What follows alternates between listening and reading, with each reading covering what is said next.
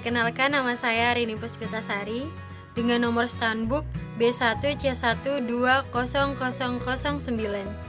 Saya berasal dari jurusan akuntansi kelas A, Universitas Halu Oleo, Sulawesi Tenggara.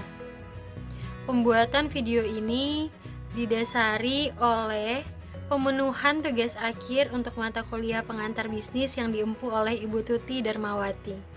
Pada kesempatan kali ini, saya akan membahas tentang bisnis plan.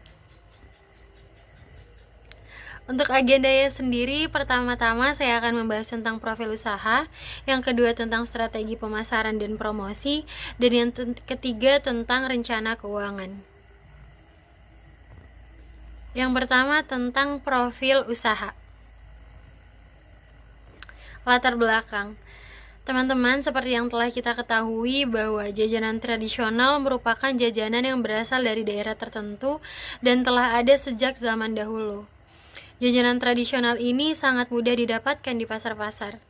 Namun, penggemarnya dari hari ke hari makin berkurang. Jadi, saya melihat keresahan itu dan memutuskan akan membuka usaha di bidang jajanan tradisional. Produk jajanan tradisional yang akan saya jual adalah kue lupis. Jadi nama usaha yang akan saya bangun adalah Lulabi. Lulabi ini merupakan kepanjangan dari lupis luar biasa. Seperti namanya, saya akan menjual kue lupis. Mungkin ada yang belum tahu tentang kue lupis. Jadi kue lupis adalah kue yang terbuat dari beras ketan dan dibuat tanpa bahan pengawet. Kue lupis biasanya dinikmati dengan siraman gula aren. Rasa manis dari siraman gula aren cair berpadu dengan kenyalnya tekstur kue lupis menjadi paduan yang sangat nikmat saat kita mencicipinya. Tujuan saya membangun usaha ini adalah untuk menjadi suatu usaha padat karya yang sukses di bidang kuliner dengan menghadirkan suatu produk kuliner yang berkualitas dan bisa memanfaatkan serta mengembangkan jajanan tradisional di era modern seperti saat ini. Selanjutnya saya akan membahas tentang strategi pemasaran dan promosi. Kita ke analisis SWOT. Yang pertama ada strength atau kekuatan. Jadi kekuatan atau keunggulan dari produk saya adalah produk ini tuh telah dikenal banyak orang. Jadi tidak sulit untuk masuk ke pasar. Jadi sudah dikenal banyak orang. Dan yang kedua, bahan-bahan mudah didapatkan sehingga saya dapat mencari atau menyeleksi bahan-bahan yang berkualitas untuk produk saya dan dengan harga yang terjangkau.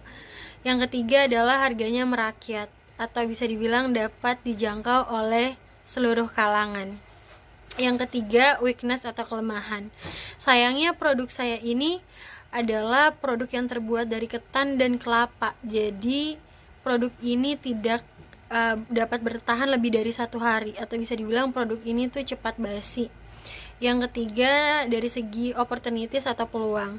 Jadi saya sebenarnya memanfaatkan di sini sosial media untuk membantu dalam segi pemasaran. Dan yang keempat, threat atau ancaman. Ancaman yang datang adalah berasal dari makanan kekinian atau makanan ringan. Jadi makanan kekinian dan makanan ringan ini kan sangat mudah didapatkan di supermarket, di warung-warung. Jadi sebenarnya itu yang menjadi ancaman terberat dari produk saya ini. Targeting pemasaran. Target utama saya adalah masyarakat yang memiliki kesenangan untuk mencoba makanan tradisional yang jarang ditemui di supermarket modern. Dan produk saya ini aman untuk dikonsumsi oleh anak-anak hingga dewasa karena tidak mengandung pemanis buatan, pewarna buatan maupun pengawet. Sasaran pendistribusian dilakukan dengan cara offline maupun online. Jadi offline-nya saya akan menaruh produk saya ini di supermarket yang ada di daerah saya, yaitu tepatnya di Ablisawah, Konawe. Dan pemasaran atau pendistribusian dari online itu melalui sosial media. Sosial medianya ada apa saja? Ada Instagram, ada WA, dan SEO Google. Jadi media-media sosial tersebut itu sering diakses oleh konsumen yang sering mencari informasi lewat internet. Segmentasi pasar. Yang pertama ada dari segi geografi. Jadi masyarakat yang saya targetkan adalah masyarakat yang berada di wilayah Desa Blisawa, Galuh, dan Pusawa. Selain itu juga berasal dari masyarakat yang ada di Konawe dan Kendari. Kenapa saya dapat menjangkau masyarakat yang ada di daerah Kendari atau yang ada di daerah luar kota? Karena saya akan menggunakan sosial media dan saya akan menggunakan pula Gojek dan Grab, sehingga dapat menjangkau masyarakat di daerah-daerah tersebut. Yang kedua, dari segi demografis nih, saya menargetkan usia anak-anak, remaja, dewasa muda hingga dewasa. Kenapa? Karena makanan saya adalah makanan yang sehat dan aman untuk dikonsumsi. Dan yang kedua, menargetkan semua jenis kelamin, baik perempuan maupun laki-laki. Yang ketiga, dari sisi psikografik. Jadi produk saya ditujukan untuk kelas bawah hingga kelas menengah. Dan untuk masyarakat atau untuk orang-orang dengan gaya hidup tradisional tapi ingin praktis dan sehat. Yang ketiga, dari segi waktu. Jadi dari segi waktu ini produk saya ini dapat dibeli kapan saja. Jadi produknya tidak musiman, saya akan menjualnya di setiap hari. Selanjutnya saya akan membahas tentang strategi marketing nih. Di sini saya akan menggunakan strategi marketing mix 4P. Yang pertama, produk. Dari segi produk ini saya menggunakan metode diferensiasi dari segi pengemasan dan nama yang unik. Jadi dari segi pengemasan kan biasanya produk lupis ini di pasar-pasar hanya dikemas dengan plastik. Di sini saya akan mengemasnya dengan lebih menarik, yaitu dengan menggunakan kemasan yang lebih proper seperti plastik mika. Dan di atasnya saya akan menempelkan logo dari usaha produk saya, supaya di sini tuh ada brandingnya gitu. Dan dari nama yang unik nih, semoga dapat mengundang rasa penasaran orang. Ini apa sih sebenarnya gitu. Selanjutnya, place atau lokasi. Jadi lokasi pemasaran yang saya tuju dengan metode konsinyasi, yaitu menitipkan. Jadi saya akan menitipkan di supermarket. Kenapa supermarket? Supaya jangkauannya lebih luas. Dan saya juga selain itu menggunakan digital marketing, yaitu dipasarkan melalui Instagram dan SEO Google. Contohnya seperti yang sudah saya buat seperti ini, ada Instagram nih. Pertama kita akan membuat akun Instagramnya. Di situ saya akan memberikan konten-konten yang menarik agar orang-orang penasaran apa sih ini gitu. Dan bisa dipesan pula lewat Instagram. Nanti akan diantarkan melalui Gojek ataupun Grab.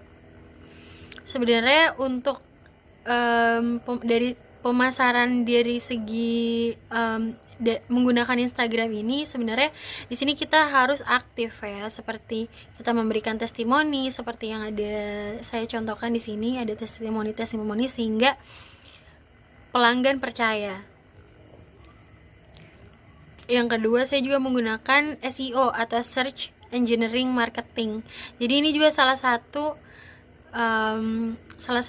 alat yang sering digunakan oleh masyarakat kekinian ya pada saat ini jika ingin mencari produk. Jadi saya akan menggunakan ini gitu. Jadi ketika ditulis namanya di Google, seperti orang mencari lupis Kendari, jadi yang muncul nanti namanya Lulabi atau produk saya. Selanjutnya, price atau dari segi harga. Dari segi harga ini saya menerapkan trik psikologi nih, yaitu menetapkan harga dengan angka 9. Jadi sini saya akan menjual nanti harga dengan 2 pieces seharga 9.000. Selanjutnya, promotion. Saya akan menyebarkan brosur di sosial media maupun di offline. Jadi brosurnya bisa dilihat seperti ini. Di sini juga saya menggunakan trik-trik content writer dan trik-trik psikologi supaya orang-orang tertarik untuk membeli. Baik, telah selesai strategi tentang pemasaran dan promosi yang akan saya buat. Selanjutnya kita ke perencanaan keuangan nih. Dari biayanya itu sendiri, jadi nanti saya akan menghasilkan sekitar 12 pieces setiap harinya, yaitu ada bahan-bahannya itu ada 750 gram beras ketan putih dengan harga 14.000, ada 1 buah kelapa parut dengan harga 5.000, terus ada daun pisang dengan harga 3.000, terus ada gula aren, seperempat gula aren seharga 8.000, ada tepung kanji seharga Rp500, gelas, daun pandan, garam, dan harga kemasannya itu 5.000. Jadi total biayanya adalah 40.000. Tentang estimasi keuntungan, untuk total costnya semuanya adalah 40.000 dengan key-nya adalah 12, jadi masing-masing produk ini seharga 3.300. Sedangkan yang akan saya jual ada 12.000 dan saya akan menggunakan harga 5.000. Untuk total reviewnya itu 12 dikali 5.000 menghasilkan 60.000. Jadi keuntungan yang saya akan dapatkan seperti yang tadi, 60.000 dikurang total biaya semuanya 40.000. Jadi nanti saya mendapatkan keuntungan 20.000. Jadi sepertinya itu saja yang dapat saya paparkan. Terima kasih telah menonton video ini dan semoga bermanfaat. Wabillahi taufiq wal hidayah. Wassalamualaikum warahmatullahi wabarakatuh.